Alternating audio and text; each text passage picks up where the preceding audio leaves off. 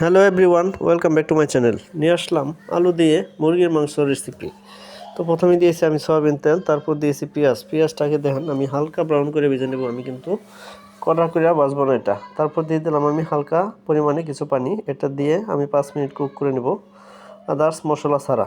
তারপর দিয়ে দিলাম কিছু কাঁচামরিচ ব্লেন্ড করে, গুঁড়ামরিচ, হলুদ, জিরা,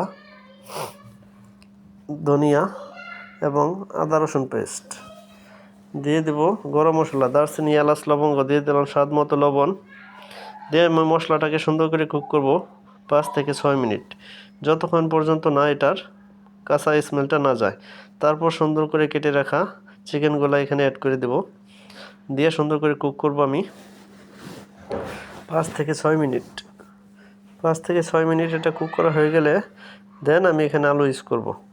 দেখেন আমি কিন্তু 5-6 মিনিট অলরেডি কুক করে নিয়েছি। দেশি আলুগুলা সুন্দর করে কেটে নিয়েছি, একটু বড় বড় করে, সেটাকে অ্যাড করে দিয়েছি। হালকা পরিমাণে দিলাম পানি, দিয়ে এটাকে আমি সুন্দর করে কুক করব হাই হিটে।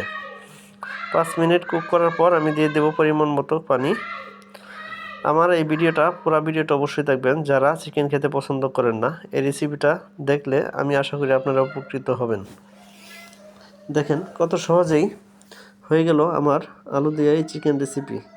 আমার ভিডিওটা যদি আপনাদের ভালো লাগে, আমার